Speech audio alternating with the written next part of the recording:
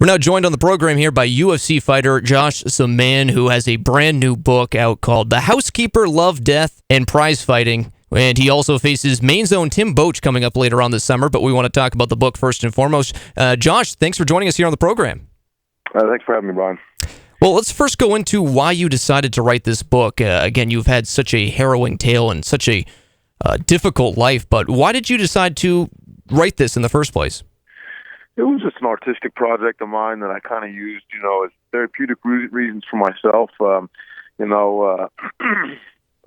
Fighting is, fighting can only satisfy me in so many ways.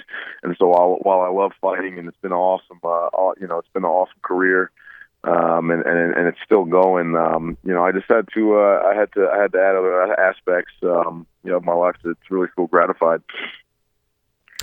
Well, let's talk about your story a little bit. You've dealt with a lot of adversity. You've dealt with death, and we'll get into that as well. But the drugs have also been a part of that story. And how did that come into your life, and how did you kick the addiction ultimately?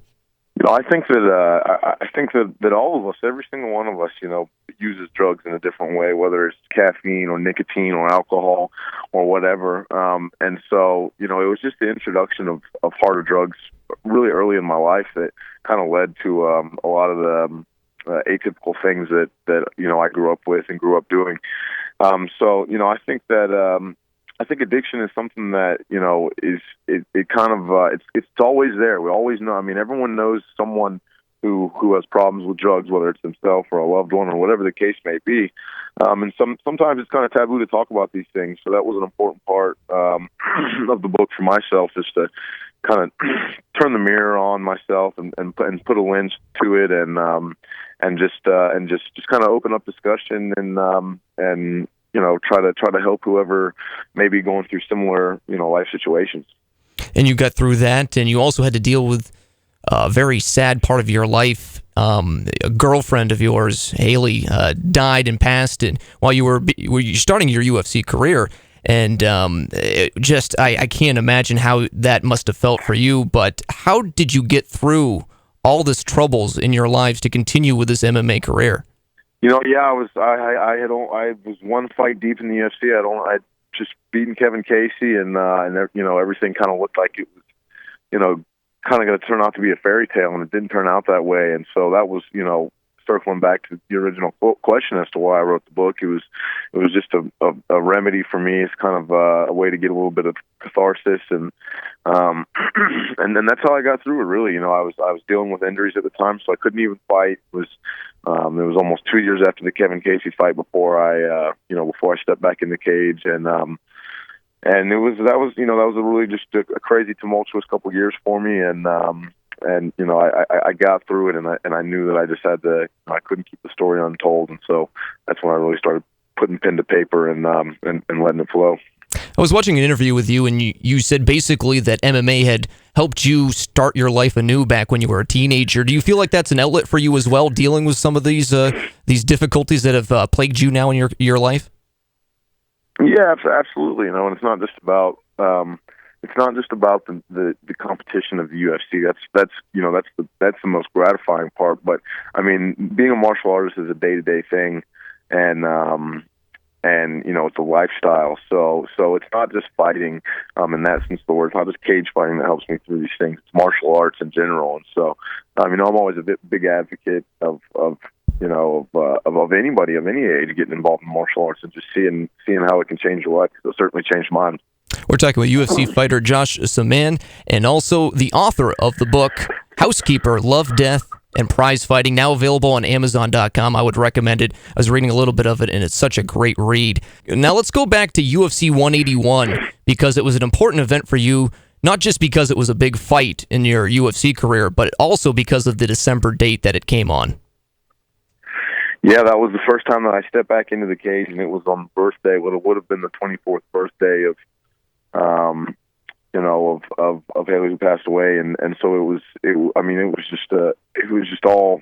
I've talked about it dozens of times since then. I still have a hard time wrapping my mind around it, and I got scheduled to face Eddie Gordon, who had just won the season 19 of The Ultimate Fighter, and The Ultimate Fighter for me was something that I had really strived for several years of my life to get towards, and he had won it. I hadn't. He had all the things I wanted, and I didn't have any of them, and so it was it was a night that I just knew that I had to win, and I did. I knocked him out. I knocked him out with a head kick, and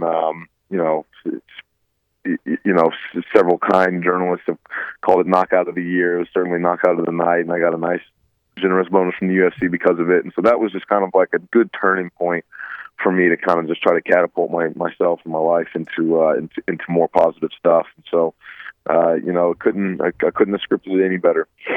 Now, you've listed that you don't want to be viewed as a role model, but do you feel like by people reading this story, they can learn a lot or take some advice from your story?